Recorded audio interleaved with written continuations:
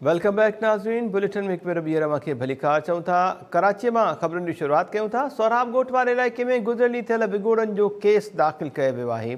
सोराब ॻोठ थाणे ते सरकारी फ़रियाद ते विगोड़ क़त्ल ऐं ॿियनि कलमनि तहत केस दाख़िल कयो वियो। शरपसंदनि जो अंगु 1500 खां 2000 ताईं हो, जेके जमाली कट ते पहुतल हुआ। पुलिस जो चवणु आहे त सोराब ॻोठ में विगोड़नि दौरान 2 ॼणा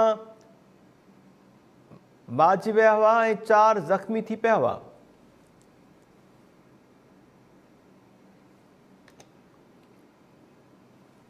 कराची जे सोराब ॻोठ वारे इलाइक़े में गुज़िरियल थियल विगोड़नि जो केस दाख़िल कयो वियो आहे। सोराब ॻोठ थाणे ते सरकारी फ़रियाद ते विगोड़ क़त्ल ऐं ॿियनि कलमनि तहत केस दाख़िल कयो वियो आहे।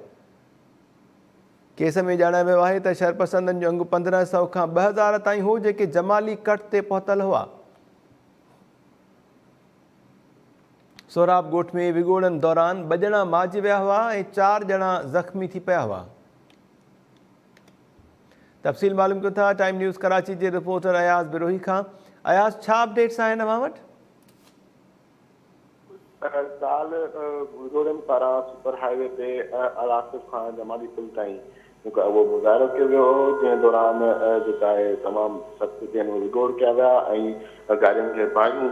इसके अलावा पुलिस ते पथराव ऐं फायरिंग कई वई हुई, जंहिं खिलाफ़ अॼु जेको आहे जेका कल्ह वारो हंगामो हुयो उन खिलाफ़ सोराब ॻोठ थाणे ते सरकारी फ़रियाद ते केस जेको आहे उहो दाख़िल कयो आहे। केस में 14 ॼणनि खे गिरफ़्तार करायो वियो आहे, जॾहिं त 1500 खां 2000 अणॼातल माण्हुनि खे जेको आहे उहो नामज़द कयो वियो आहे। हीउ केस जेको आहे उहो सरकारी फ़रियाद ते दाख़िल कयो आहे, जंहिंमें क़त्ल, हंगामा आराई ऐं ॿिया जेके कलम आहिनि उहे शामिल कया विया आहिनि। केस में FIR में ॼाणायो वियो आहे त अणॼातल माण्हुनि सरकारी 9 mm जे अलावा केतिराई राउंड जेके आहिनि उहे पुलिस खां वरिता ऐं पुलिस इन विगोड़नि खे मुंतशिर करण लाइ आंसू गैस जा शेल जेके आहिनि उहे फायर कया ऐं विगोड़नि जी तइदाद 100 खां 1500 खां 2000 ताईं जेके जमाली कट ताईं जेके आहिनि उहे पखियल हुया ऐं उन्हनि खे मुंतशिर करण लाइ पुलिस जेका आहे जॾहिं उते पहुती त उन्हनि पुलिस मथां जेका फायरिंग कई ऐं पथराव कयो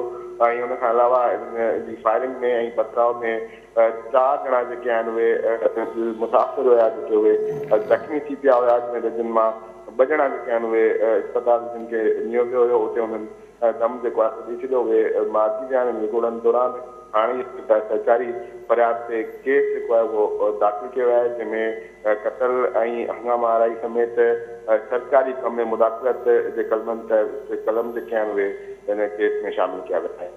जी अयाज़ बिरोही, महिरबानी तफ़सील ॿुधाइण जे लाइ।